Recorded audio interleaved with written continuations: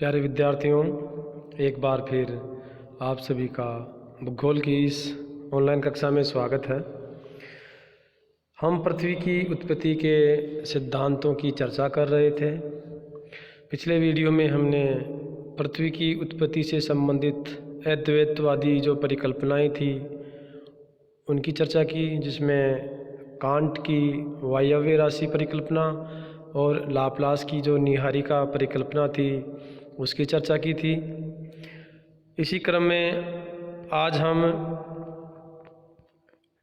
जो पृथ्वी की उत्पत्ति से संबंधित दूसरी परिकल्पना है उसकी चर्चा करेंगे, जिसमें द्वैतवादी संकल्पना या बहुतारक संकल्पना।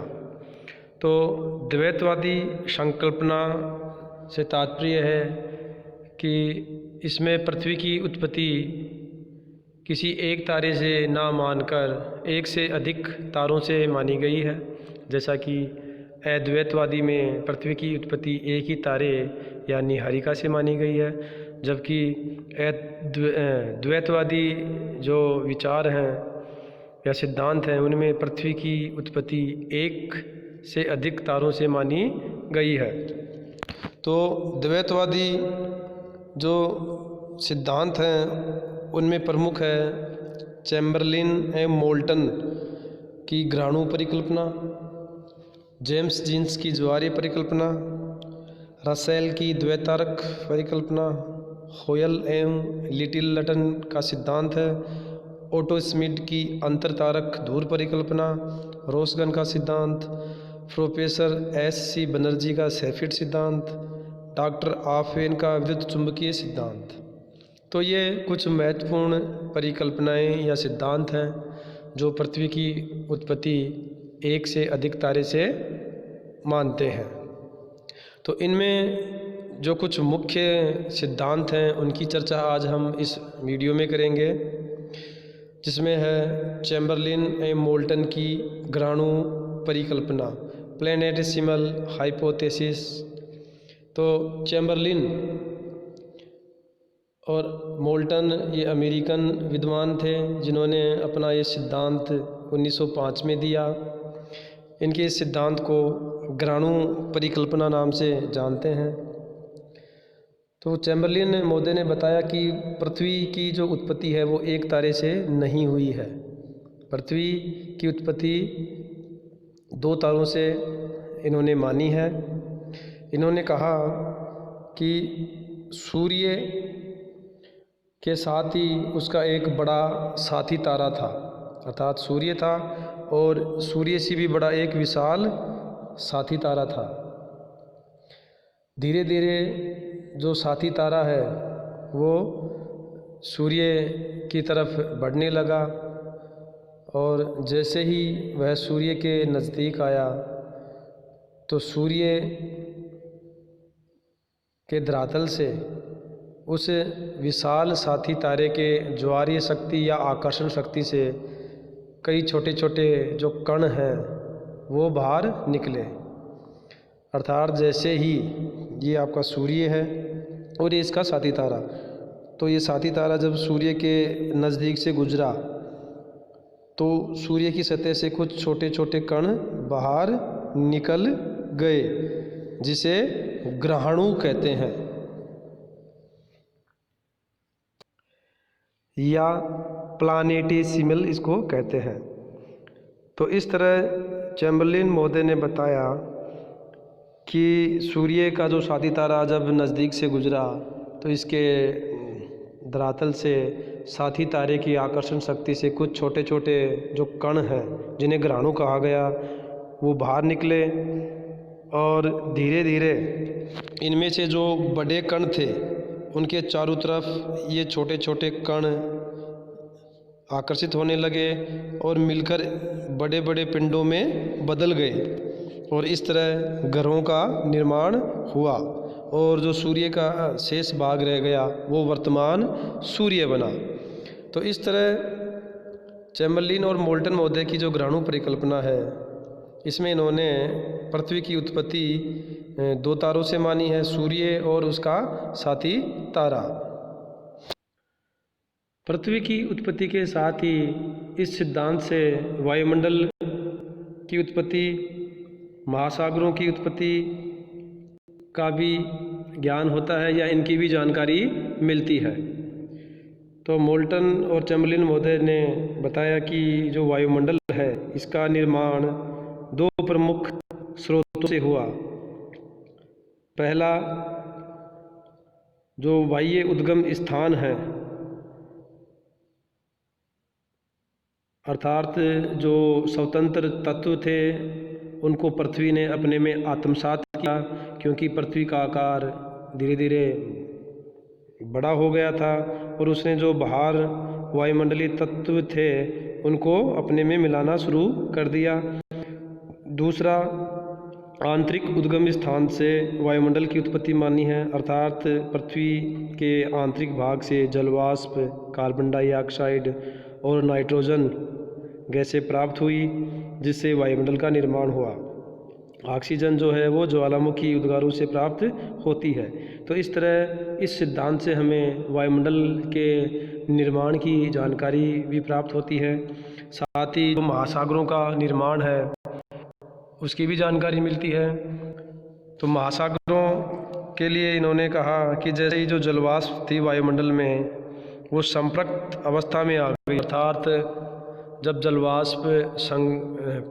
जलवाष्प का संघनन हो गया, वह ठंडी हो गई और वर्षा के रूप में जो जल है वो पृथ्वी पे जो ज्वालामुखी निर्मित गड्ढे थे उनमें भर गए और धीरे धीरे यही गर्त झीलों के रूप में आए और झीलों से ये समुद्रों के रूप में बने।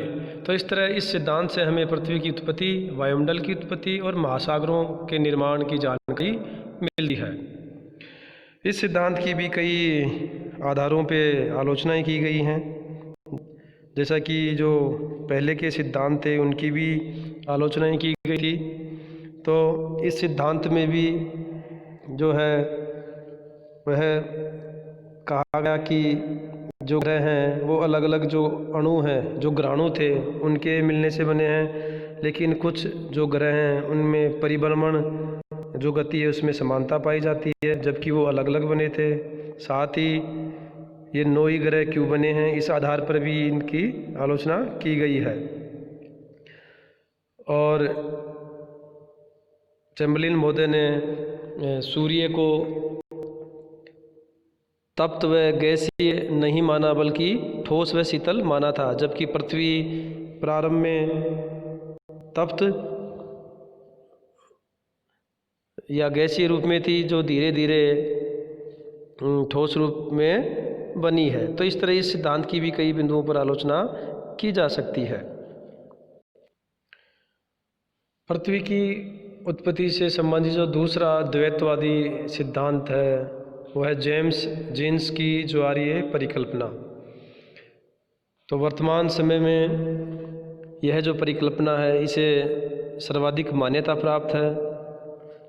तो जेम्स जीन्स महोदय ने भी पृथ्वी की उत्पत्ति 2 तारों से मानी है।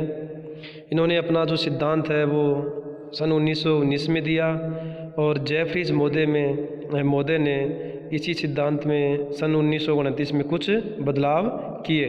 इसलिए ये जो सिद्धांत है वो जेम्स जीन्स व जेफरीज का ज्वारीय सिद्धांत कहलाता है।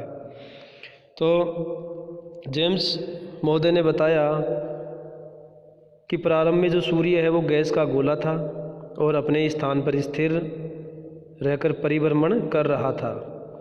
सूर्य के साथ ही ब्रह्मांड में एक दूसरा विशाल तारा था जो सूर्य से भी बड़ा था।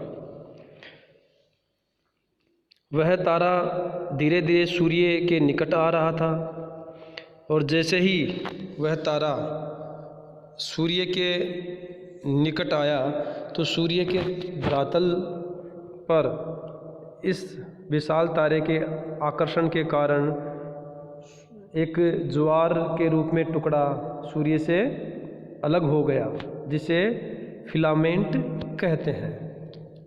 अर्थात जो सूर्य था उसके नज़दीक से एक बड़ा विशाल तारा गुजरा। जो विशाल तारा था उसके आकर्षण के कारण सूर्य की सतह से एक छोटा सा सिगार के आकार का टुकड़ा बाहर निकल गया और यह इस तारे की तरफ बढ़ने लगा, लेकिन जो बड़ा तारा था वो अपने मार्ग पर धीरे धीरे आगे चला गया।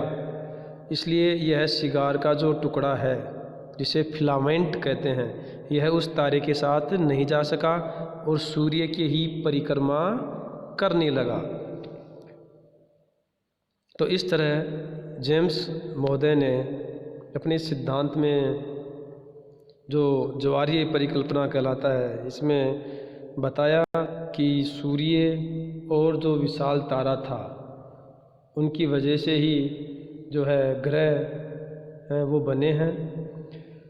तो जैसे ये फिलामेंट टूटकर सूर्य के चारों तरफ परिक्रमा करने लगा और इस फिलामेंट के भी बाद में कुछ टुकड़े हो गए जिनसे 9 ग्रह बने और जो कुछ ग्रह थे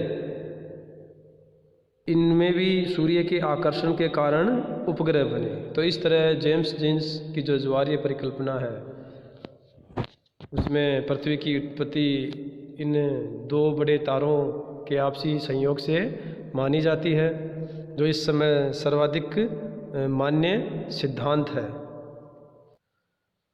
इस सिद्धांत की भी कई बिंदुओं पर आलोचना की गई है कि जो बड़ा तारा था वो बाद में कहाँ चला गया। इसका कोई स्पष्ट जवाब जेम्स व जेफरीज महोदय ने नहीं बताया। साथ ही 9 ही ग्रह क्यों बने हैं। तो इस तरह यह सिद्धांत भी पूर्णतः सही नहीं है, लेकिन फिर भी जो वर्तमान ग्रहों का आकार है उनको देखते हुए इस सिद्धांत को मान्यता अधिक है। धन्यवाद।